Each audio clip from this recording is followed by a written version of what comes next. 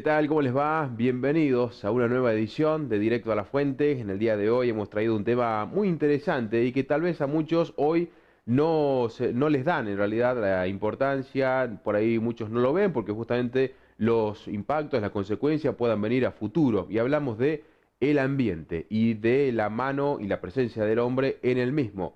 Y justamente se creó una mesa de ordenamiento territorial para abordar esta cuestión de la productividad que se realiza justamente en diferentes áreas en la provincia, buscando que causen el menor impacto posible. Un integrante de esa mesa va a estar con nosotros justamente analizando punto por punto para que todos tengamos una idea de cómo podemos también justamente cada uno colaborar con el medio ambiente. Quédense, en instantes empezamos a desarrollar el tema que trajimos para ponerlo en la mesa y vamos directo a la fuente.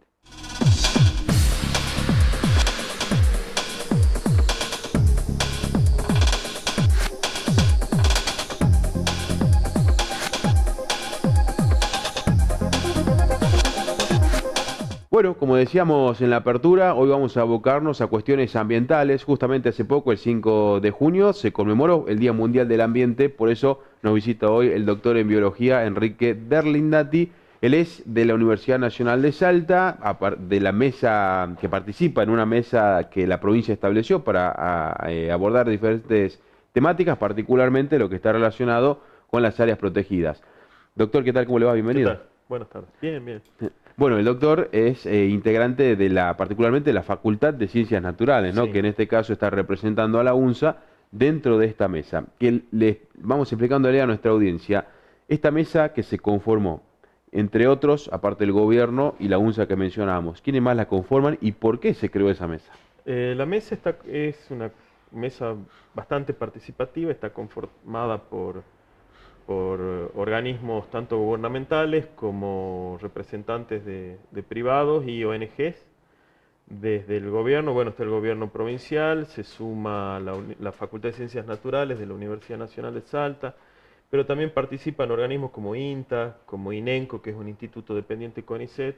También había representantes de la Cámara de la Producción, representantes de agrupaciones y Ujú. organismos que engloban pequeños productores, sobre todo del Chaco salteño, y ONGs también, que muchas ONGs que participan en cuestiones relacionadas con desarrollo rural, a escala familiar, trabajan con comunidades, etcétera. Ujú. Entonces, desde un punto de vista de la representatividad, la mesa, eh, al menos la que está conformada actualmente, agrupa la mayoría de los actores que tienen cierto grado de interés Ujú. sobre este proceso que es el ordenamiento territorial de bosque nativo. Podría decirse que es una mesa diversa, están conformes con los participantes. Sí, es una mesa diversa. Desde la facultad y a muchos de los que integramos la mesa, sí nos llamó la atención, no los que participan, sino los que dejaron de participar. Ujú. Puntualmente en la mesa lleva 2 reuniones, el proceso por más que el ordenamiento territorial definitivo se estableció en 2010 Ujú.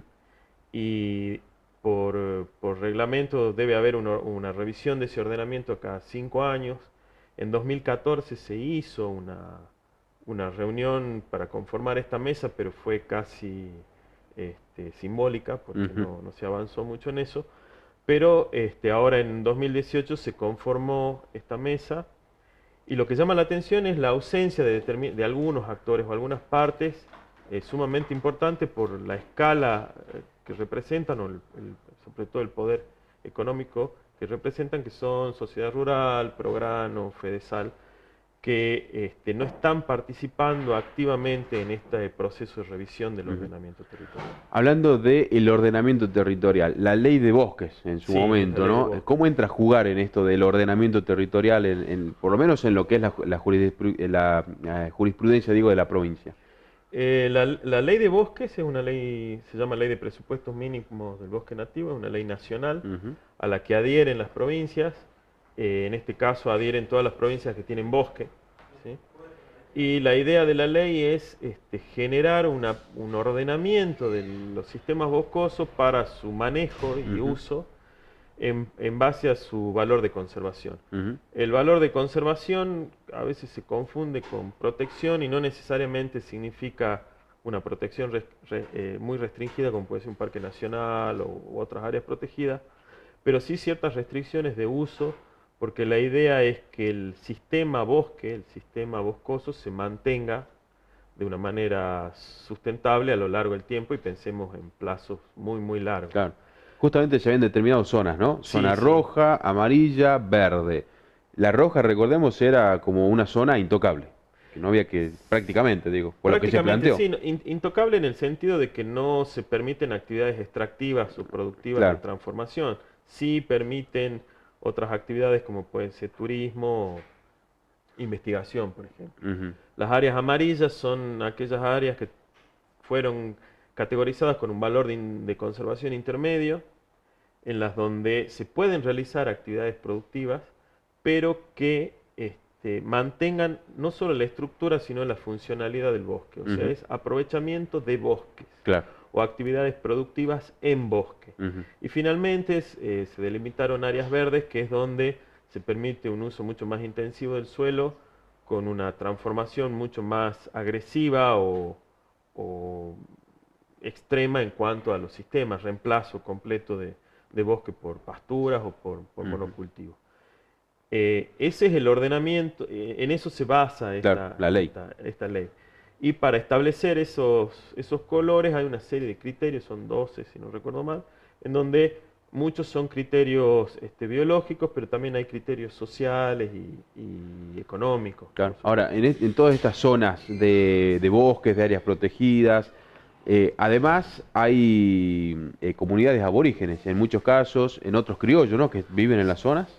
Y sí, Ese es el sí, factor ese social. es el factor social, es un factor importante actualmente a nivel planetario, pero bueno, a nivel local, casi no existen áreas sin humanos o sin algún tipo de Claro. intervención humana. Entonces, el ordenamiento incluye y tiene en cuenta a los humanos dentro de ese sistema, o sea, los humanos somos parte de ese Claro. sistema. Y entonces también implica generar herramientas para el desarrollo local el progreso, Ujú. que muchas veces es utilizada esa palabra y muchas veces mal entendida, a nivel de poblaciones locales. Ujú. Eso genera un escenario bastante complejo en donde es necesaria la interdisciplina. Eso es valioso de esta mesa de revisión del ordenamiento. Hay profesionales del ambiente de distintos sectores, como pueden ser biólogos, como en mi caso, ingenieros en recursos naturales, ingenieros agrónomos, hay ingenieros forestales, hay antropólogos, hay abogados ambientales, o sea, es bien Claro. interdisciplinario. Ujú. Eso le da fuerza a este proceso. El único tema por ahí que es clave y que hasta ahora no queda muy en claro es hasta qué punto las recomendaciones o las herramientas que surjan de esta mesa van a ser aplicadas. Ujú. Porque acá la principal necesidad de la ley de ordenamiento es su implementación y su aplicación. Claro. Y ahí es donde vemos algunas fallas, algunos baches, que son los que tomaron por ahí más público conocimiento, que son qué acciones tomar o de qué manera controlar, sobre todo a grandes productores, cuando realizan acciones dentro de esas áreas, Ujú. muchas veces autorizadas por la misma provincia, pero que van en contra del principio de esa misma ley. Claro. Y en ese escenario es en el que estamos ahora. Ujú. Ahora, en todo este marco, hace poco el gobierno de la provincia anunció que iba a incorporar a áreas protegidas muchas más cantidades de hectáreas, ¿no? Millones, tengo entendido, que Sí. llegarían a cuántas, lo que planteó el gobierno. Y redondeando, porque plantea la incorporación de casi 2 millones de hectáreas al Sistema Provincial de Áreas Protegidas.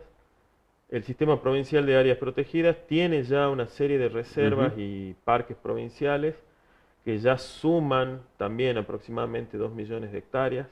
De eso tenemos que recordar que de las existentes, o sea, de esas 2 millones de hectáreas de áreas Ujú. protegidas existentes, casi 1,5 millones corresponden a la Reserva Provincial de los Andes, Ajá. en áreas puneñas y cordilleranas, y que son reservas, hay muchas categorías, pero por ejemplo, para dar un ejemplo concreto de los Andes, es la reserva más grande, pero es la que más conflictos tiene, porque dentro hay minería, ciudades, como Ujú. San Antonio de los Cobres, Claro. caminos, vías interoceánicas como es el corredor pacífico a través del paso de Sico. O sea que no significan que las áreas protegidas sean una protección estricta. Claro. ¿Sí? A eso se suman otras áreas distribuidas en distintos lugares de las provincias y se incorporarían 2 millones más, redondeando, que duplicarían la superficie de áreas bajo alguna categoría de protección. Ahora, para aclarar, las áreas protegidas, como recién algo adelantábamos, no es, para que la gente se imagine, digo, no es que sí o sí son todas de bosques. Por ejemplo, recién hablamos de la Puna, ¿no? Justamente, son por ahí 2 temas que en la mesa se tratan, áreas protegidas y la zona de bosques Sí. para preservar también. Lo que está particularmente relacionado con bosques, ¿no? Y emprendimientos productivos particularmente, en este aumento que hubo de hectáreas para áreas protegidas en total, de bosque, ¿hubo mucho, poco? ¿Qué creen ustedes? ¿Debería haber sido más, tal vez menos? Yo todo lo saco de lo que leí primero en los medios. Ya está el decreto publicado en el boletín oficial. Ajá. Aproximadamente serían casi en un poco más del 65% de esta superficie correspondería a ambientes boscosos, no necesariamente bosque, Claro. ambientes donde hay o debería existir bosque. Muchos de estos ambientes son ambientes degradados, o sea, se plantean tierras fiscales, sobre todo en el área chaqueña, que es la más conflictiva en este momento porque es donde está avanzando la frontera agrícola. No significa que Yungas no sea importante, pero el tema es que en Yungas casi ya se utilizó todo el suelo con potencial agrícola. Claro. En las Yungas ya casi no hay ambientes con potencial agrícola a perder o a ganar para el agro, depende de qué Claro, lado sí, esté, sí. pero digamos desde el punto de vista de ambientes, casi toda la selva pedemontana, que es una formación boscosa particular, desapareció y ya fue transformada a sistemas agrícolas. ¿Y esa, por ejemplo, es un área protegida o no? Sí, la reserva de la biosfera, Claro. por ejemplo. Pero en este caso habría que recuperarla. O, Sí, o ya no se puede. ¿Cómo? No, el tema de la recuperación de sistemas es bastante más complejo de lo que se podría pensar. No es simplemente, a veces yo escucho reforestemos o plantemos árboles y no es tan simple como volver a plantar árboles. El sistema boscoso es más complejo que solo la existencia de árboles. Entonces la remediación ecológica es un proceso que requiere de mucha energía activa, o sea, maquinaria, incluso hasta por ahí es necesario modificar cuestiones de la estructura del suelo para que se recupere, económicas, eso implica una inversión fuerte, y obviamente cuestiones de escala temporal, que es el tiempo que le lleva a un sistema, por más que uno inyecte energía y tenga los fondos para hacer la remediación, es necesario un tiempo, que los tiempos no son cortos, no son a corto plazo, no hablamos de 10 años, hablamos de más, 50. Entonces, ese proceso de remediación es lento y complejo. Claro. Bueno, tenemos que hacer una pausa, pero ya volvemos porque tenemos mucho para hablar todavía justamente de lo que son estos debates de áreas protegidas, de esta mesa que se creó, de anuncios que hizo el gobierno, pero es una historia que todavía no tiene un fin y justamente el doctor en biología nos está un poco desmenuzando lo que es este tema. Así que quédense porque ya volvemos.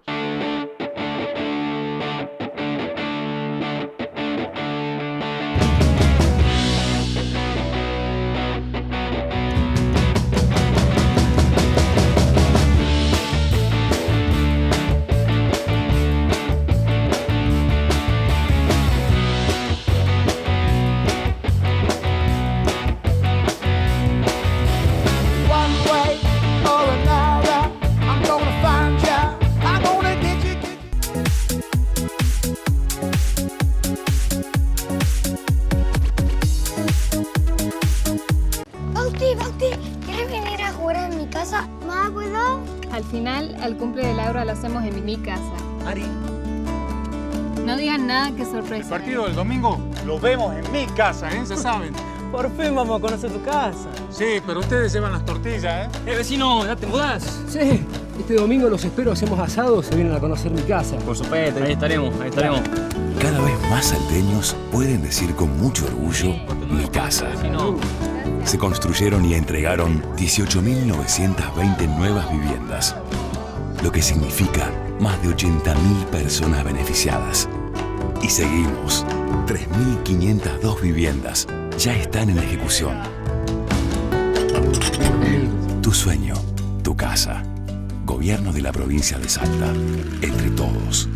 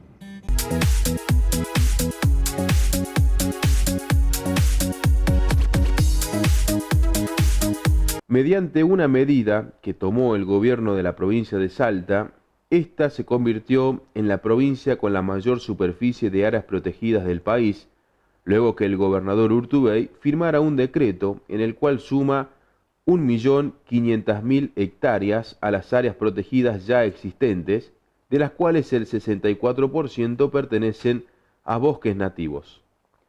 Con este agregado, la provincia de Salta suma en total cerca de 4 millones de hectáreas protegidas, teniendo en cuenta los parques nacionales y la reserva de biosfera de las yungas.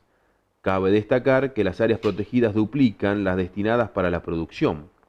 Estas medidas buscarán frenar los desmontes y generar conciencia ambiental. No obstante, los grupos ambientalistas explican que se aplican multas a los infractores de la ley de bosques, pero no son suficientes para desalentar el delito.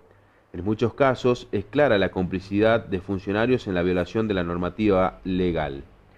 Además, agregan que desde la entidad buscan que se apruebe una ley penal que sancione a los responsables de destruir los bosques nativos con penas de hasta 10 años de prisión. Y también sentenciaron en sus opiniones que quienes destruyen los bosques no son empresarios, sino que son delincuentes. Greenpeace, uno de los grupos internacionales conocidos, denunció que había descubierto 80% de los desmontes ocurridos en 4 provincias del norte argentino, entre ellas Salta, Santiago del Estero, Chaco y Formosa, y difundieron un informe de la ONG que compara imágenes satelitales. Estos detallan que la superficie desmontada entre enero y junio, por ejemplo, de 2017 en estas provincias fue de un poco más de 45.000 hectáreas y que el 42% ocurrió en áreas donde estaba prohibido. En este marco y bajo estos planteos, la provincia creó una mesa de ordenamiento territorial pensando justamente en acordar medidas que tengan menor impacto ambiental mediante las producciones. Bien, volvemos, estamos avanzando sobre lo que son estas áreas protegidas, que como decíamos, porque por ahí uno tiene el imaginario como que hablamos de bosques, de yungas, y hay otros sectores que no lo son, como por ejemplo mencionabas un ejemplo en la zona de La Puna. ¿Qué otras áreas hay en la provincia que son protegidas para que en el mapa de la provincia le podamos describir a los televidentes? Bueno, áreas protegidas son, si no recuerdo mal, cerca de 23 o 24 áreas en total. Eso por ahí, la información en el sistema de áreas protegidas provincial está. A eso se sumaría todas las áreas categorizadas en rojo dentro de esta ley de ordenamiento territorial, porque aquellas áreas en rojo serían áreas en donde no se podrían realizar grandes transformaciones del ambiente. Áreas en rojo principalmente caen algunos puntos de valor de conservación desde el punto de vista de especies amenazadas que contienen, o de de ambientes particulares, porque no solo hablamos de especies puntuales, sino también de ambientes únicos a nivel planetario y a nivel regional, como áreas que tienen que ver con las cuencas, ríos y espejos de agua, como bosques protectores o bosques que afirman las barrancas y las riberas de estos sistemas. A eso se sumarían en la nueva idea de áreas protegidas, principalmente lotes fiscales. Ajá. Se habla puntualmente de los lotes 11 y 51 en el Chaco salteño, con una gran proporción de pobladores originarios y muchos criollos, en donde actualmente esa zona está categorizada como amarillo, o sea que existe la posibilidad del desarrollo de algunas actividades productivas, que habría que ver bajo qué categoría de área protegida la ponen, pero en todo caso, si se define cualquiera de las categorías de áreas protegidas, son más restrictivas incluso que las áreas amarillas. O sea que lo que es el plano de la provincia, áreas protegidas hay prácticamente por todos los puntos cardinales, ¿no? Sí, por todo el sector. Para dar ejemplos tenés áreas protegidas andinas, que ya dijimos, la Reserva de los Andes o el Nevado de la Cay, áreas protegidas a nivel provincial en la zona de valles, como puede ser la Quebrada de Cafayate o Quebrada de las Conchas, es un área protegida.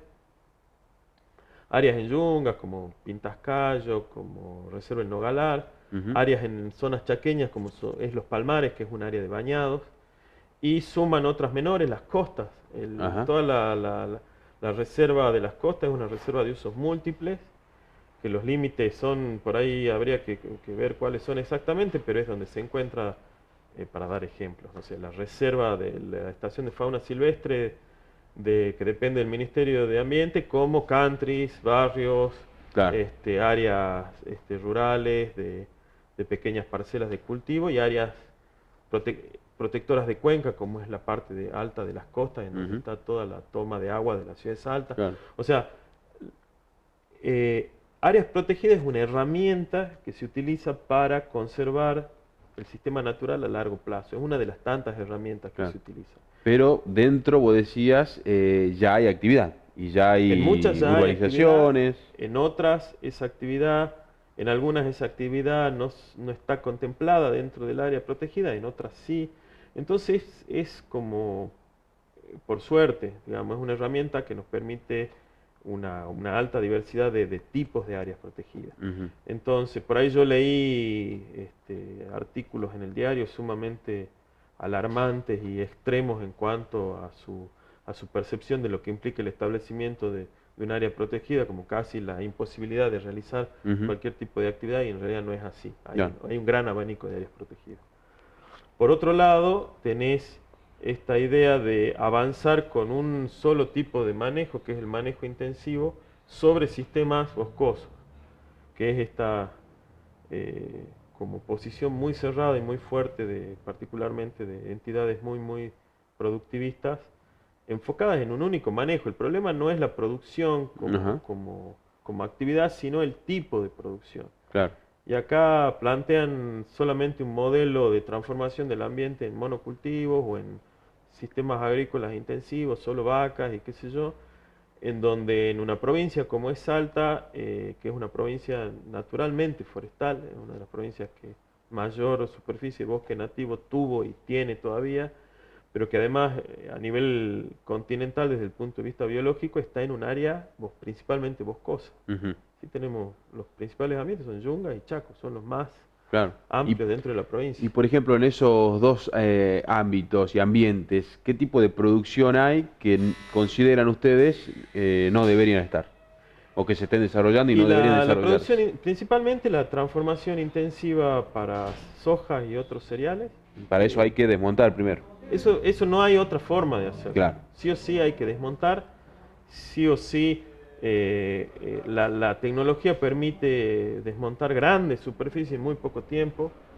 Y no es solamente la pérdida de los forestales, sino de la fauna también del lugar. Y cuando hablamos de bosque hablamos no solo de fauna y flora, no solo de bosque como fuente de recursos forestales, sino de toda la biodiversidad asociada, pero además de lo que se definen como servicios ambientales, o sea, la la capacidad que tienen esos sistemas de ofrecernos bienes de uso y bienes necesarios a los humanos. Agua, retención de humedad en el suelo, protección ante crecidas o desbordes de ríos o tormentas extremas, cuestiones de reserva de potenciales productivos desde el punto de vista de bancos de semillas o de uso de algún tipo de fauna para la producción o para un uso de cacería. Cacería es un uso que bien manejado no tendría que ser malo para la conservación. Entonces, como oportunidades productivas de los bosques y de estos servicios hay un montón. Fijación de dióxido de carbono a un nivel un poco más macro, a una escala mucho mayor, que mitiga todos los procesos asociados al cambio climático y al calentamiento global. O sea, si uno se pone a ver en una balanza todos los servicios que ofrece un sistema boscoso, a largo y a mediano plazo supera ampliamente el rédito inmediato que puede significar esa transformación del sistema boscoso. Y por lo general, cuando se avanza para este tipo de actividades que decíamos que es la de sembrar, particularmente se tiene que desmontar sí o sí, ¿no? Siempre con autorización de la provincia, o en algunos casos sabemos que se han dado desmontes ilegales, pero por lo general este avance es con autorización del Estado. Ese fue el conflicto que generó la intervención de Nación en la provincia. Muchos de estos desmontes fueron autorizados en áreas donde no serían compatibles, puntualmente áreas amarillas y algunos incluso en áreas rojas, haciendo una modificación de la ley que permite una recategorización dentro de una categorización mayor. Y eso genera un conflicto a nivel de ley, porque al ser una ley de presupuestos mínimos, vos no podés ir por debajo de lo que establece la ley. Entonces, si la ley establece que un área es roja, vos no podés ir por debajo del área roja habilitando zonas verdes. Entonces, de ahí se agarran estos emprendimientos que generaron el conflicto de que ellos estuvieron autorizados por la provincia. Pero la provincia fue la que no autorizó o autorizó en áreas que no debería haber autorizado. Por eso es que recordemos, intervino el gobierno, como decía recién, frenando esos emprendimientos. Puntualmente pidió que se detengan los emprendimientos y al extremo de pedir que se les dé de baja. Eso generó una judicialización del proceso. Pero la parte interesada, que eran los productores, argumentaban que bueno, que ellos estaban autorizados y que ya habían hecho una inversión, que ahora iban a perder. Pero el tema es que ahí hablan del tiempo, pero muchos de estos productores, la inversión fue posterior a la ley de bosque, o sea que sabían que estaban invirtiendo en áreas en donde determinadas actividades no se debían realizar. Muchos optaron por hacerlo de manera ilegal. De hecho, ayer leí en el diario que hay algunos que se los sancionaría con multas, porque decidieron hacer los desmontes basándose en esos derechos adquiridos por la autorización de la provincia, pero sin la autorización definitiva. ¿Sí? El tema es que suena que esta compensación que plantea la provincia de áreas protegidas va a hacer que el Estado, o sea todos nosotros nos hagamos cargo del daño generado por privados. A mí me suena así. Claro, ¿hacerse cargo de qué manera? Protegiendo áreas, o sea, y llevando el problema, porque la protección de áreas no significa solamente delimitar en el papel, esto es un área protegida. Implica infraestructura, implica guardaparques. Pensemos también que actualmente la provincia tiene 2 millones de hectáreas protegidas y solo 12 guardaparques provinciales.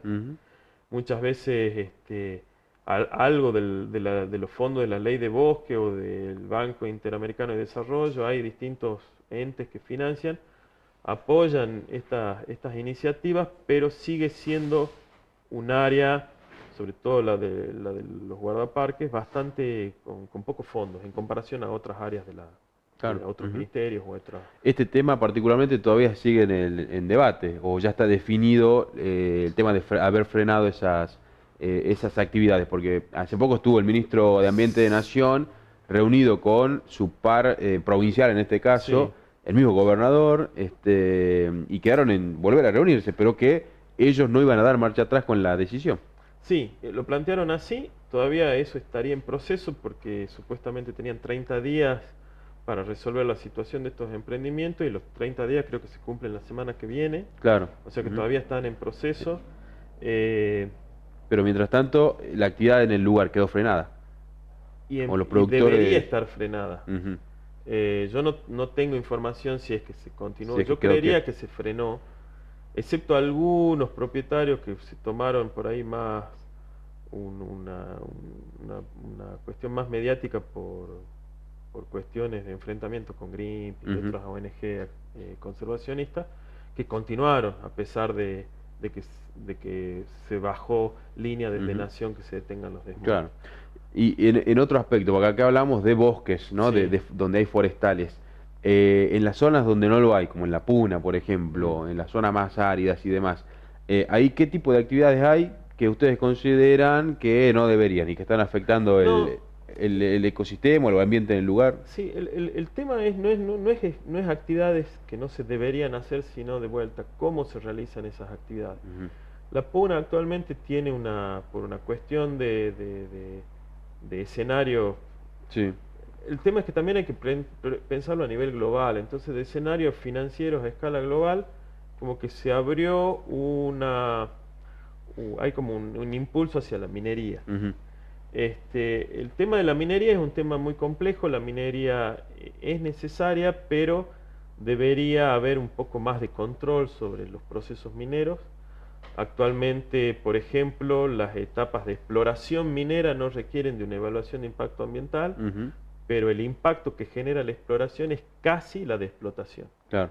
O sea, Se ahí debería instalan haber... campamentos, se crean caminos, se perforan pozos, son inversiones muy muy grandes, sin una evaluación de impacto previo. Ujú. La evaluación se exige cuando ese emprendimiento pasa a explotación, que significa que se va a comercializar el producto que se está explotando. Claro, exacto. Nada más, es la Ujú. única diferencia entre exploración y explotación. O sea, por ejemplo, ahí ustedes ven que no es el de prohibir, sino el de ver cómo se la hace, en este caso, que el impacto se lo mida desde antes. Es decir, Exactamente. si se considera que va a haber un impacto, la exploración que no se haga directamente.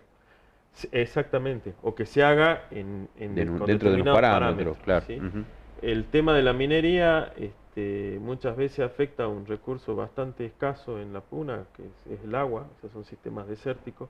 El uso de agua por parte de algunos emprendimientos mineros es enorme. La modificación del ambiente también es muy fuerte, el impacto también a veces a escala muy local, pero la transformación es muy grande. Y sobre todo el impacto a nivel social, o sea, comunidades que se ven completamente transformadas porque de golpe, pensando en Tolar Grande, acá en Ujú. Salta, o sea, la instalación de una mina cercana triplica o cuatriplica la población del lugar, del pueblo, y hay un sistema de cloaca, hay un sistema de recolección de residuos que no es capaz de absorber de golpe semejante aumento Claro. poblacional humano, por Ujú. ejemplo, o de necesidad de servicios, alimento, agua, electricidad. O sea, es también, por ahí es necesaria una evaluación mucho más a fondo de todos estos procesos. En principio siempre suena que el desarrollo va hacia adelante, pero muchas veces no necesariamente es condición de que vaya hacia adelante y de que mejore la calidad de vida. Claro. Ujú. Sí concentra capital, pero no sé si eso se ve reflejado en Ujú. el mejoramiento de la Claro. calidad de vida. Bueno, tenemos que hacer la última pausa y cuando volvamos vamos a hablar un poco también de un área, de una comisión particularmente que se creó, buscan generar más controles y demás, y lo que se viene haciendo en control y multas. Así que en el último tramo vamos a cerrar justamente este tema que en el día de hoy teníamos pensado tener las dos campanas, ¿no? La postura de ustedes y la del gobierno, que es la que va tomando las decisiones. Pero bueno, lamentablemente la funcionaria del área no coincidimos para que pueda estar, así que nos quedará pendiente ese tema particular. Pero sí estamos oyendo a una de las partes y justamente nos queda un tramo más. Quédense. When the truth is found to be lies, and all the joy within you dies. Don't you want somebody to love? Don't you need somebody to love? Wouldn't you love somebody to love? You better find somebody to love.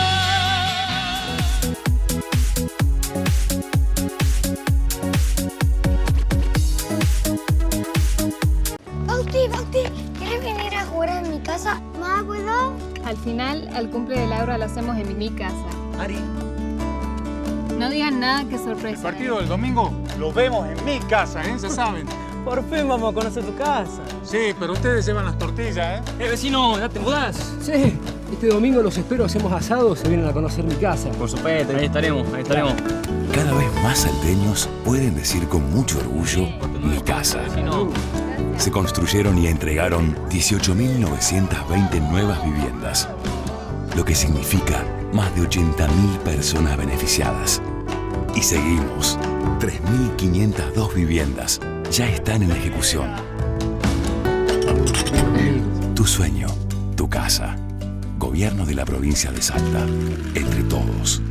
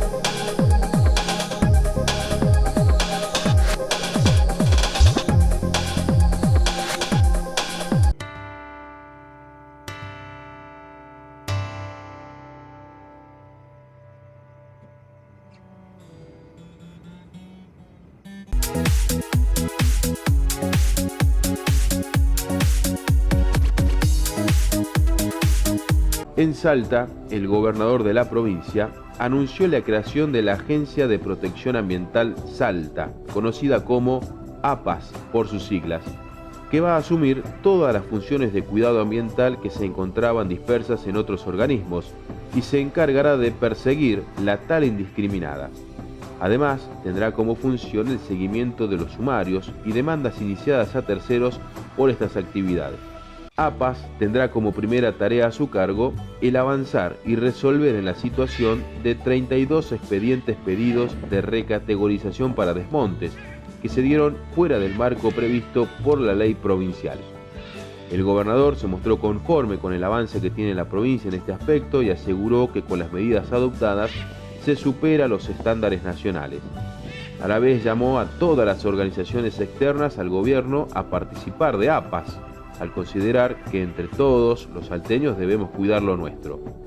Urtubey, en su contacto con la prensa, informó que del total de hectáreas sumadas, 960.000 son de la zona del Chaco salteño y el resto otras regiones de la provincia que se suman al sistema de áreas protegidas, justamente en el marco de la conformación de una mesa de reordenamiento territorial de la que participan diversos sectores. Bueno, volvemos en el último tramo para hablar de algunas decisiones que ha ido tomando el gobierno. El mismo gobernador de la provincia, Juan Manuel Urtubey, fue el que lo fue anunciando en conferencia de prensa, la creación de una agencia que tiene como misión controlar, ¿no?, un poco todo esto de las áreas protegidas, de los bosques, de las zonas, como decíamos, de puna y demás, para garantizar conservación, para garantizar que la producción sea dentro de los marcos legales y de los parámetros que no afecten, como decíamos, el ambiente.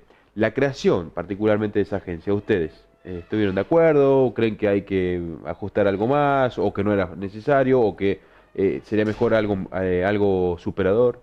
Yo, tanto el planteo de la creación de nuevas áreas protegidas como de la creación de esta agencia de protección ambiental, lo veo o lo trato de ver desde lo positivo. Al menos eso significa que el tema ambiental a una escala como la que estamos hablando está tomando relevancia a nivel de la agenda del gobierno provincial.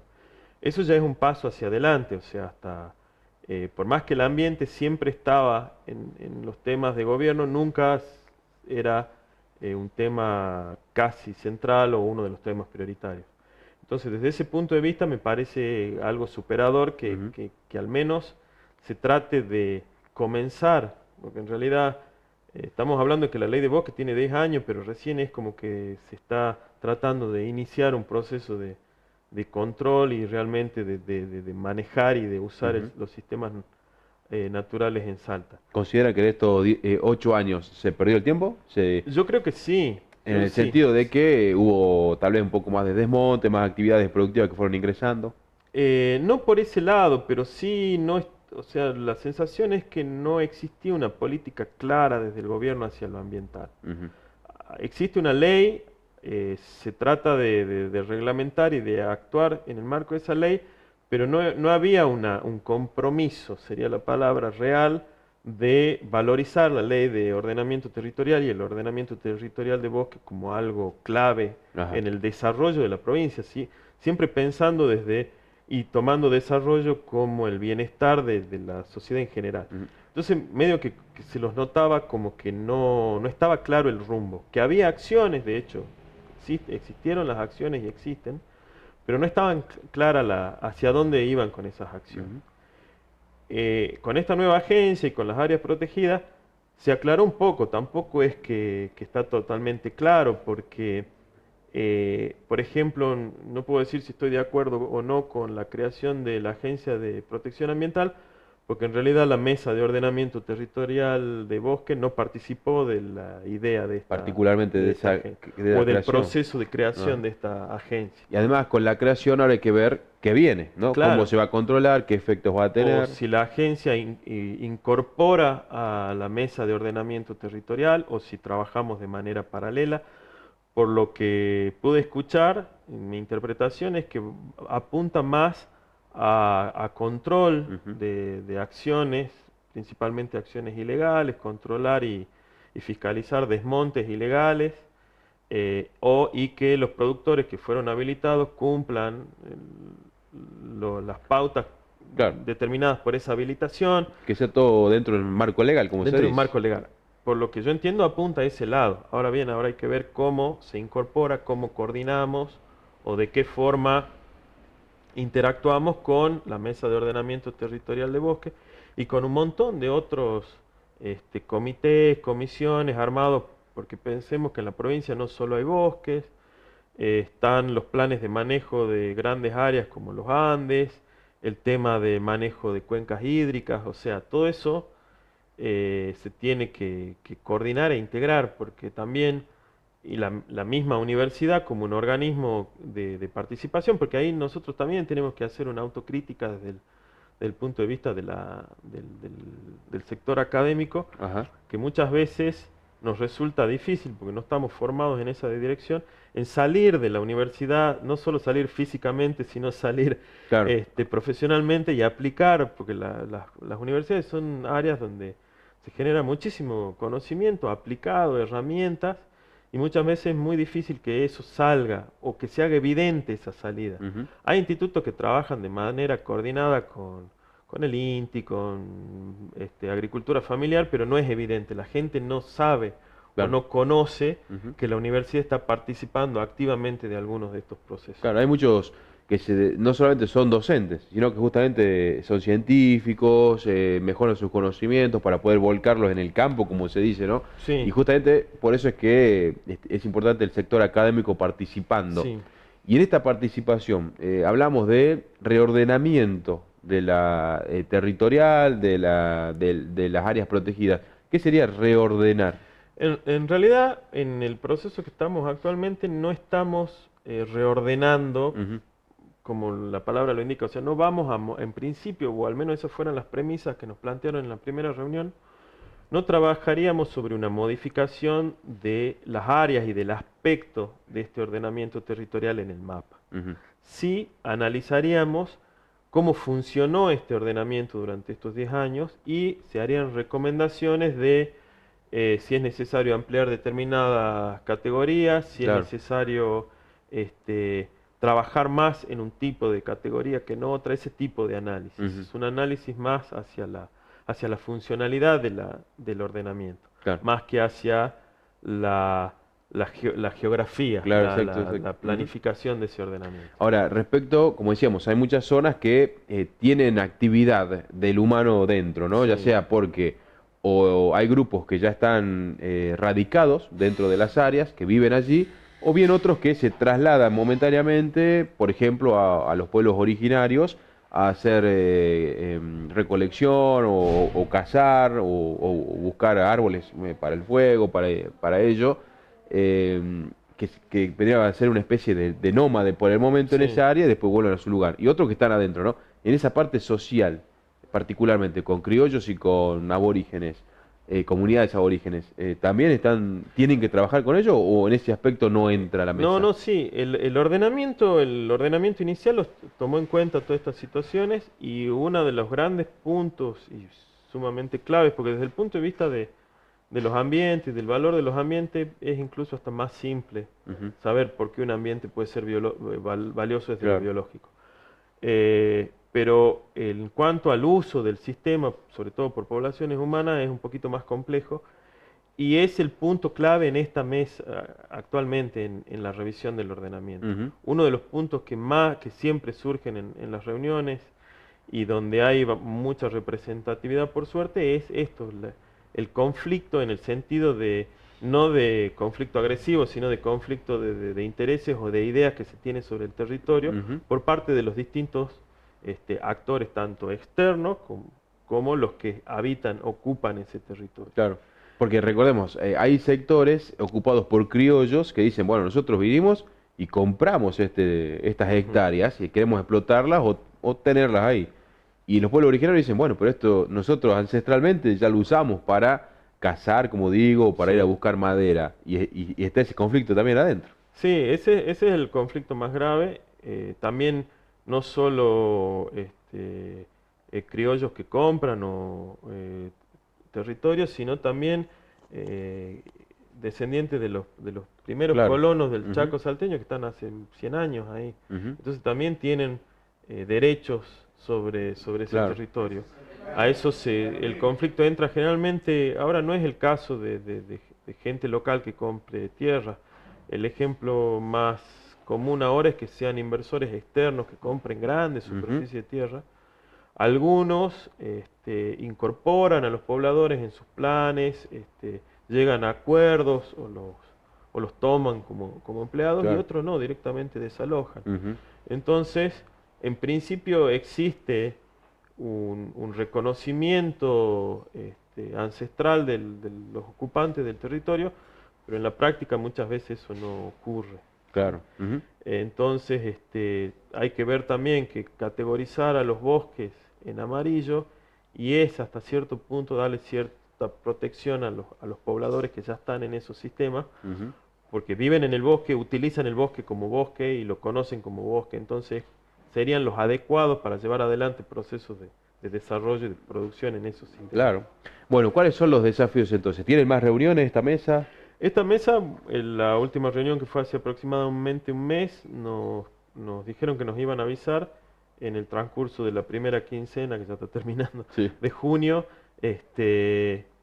tendríamos una reunión más. Ujú. La idea es llegar a un consenso de la revisión esta del ordenamiento en noviembre de este año.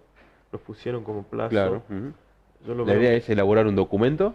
De acá va a salir, sí, un documento y se realizan actas en las reuniones de la reunión en sí, pero la idea es que surja un documento de aplicabilidad de la ley en terreno. Claro. Ajá. Me decías que no tenés esperanza que en noviembre esté elaborado. Y es un proceso complejo. Yo en lo personal me parece que es muy optimista pensar en noviembre como una fecha real, más si son reuniones mensuales y más con el grado de conflicto que estamos viendo Claro. de que ocurre, o sea, porque en el medio tenemos desde bajada de línea de nación, presión por parte de grandes productores, presión por parte de los pequeños productores y los medianos y los originarios enfrentados a estos grandes productores, modelos de desarrollo diferentes, en donde uno plantea un modelo totalmente transformador del sistema y hay una identidad cultural con los bosques y hay gente que dice, no, yo quiero seguir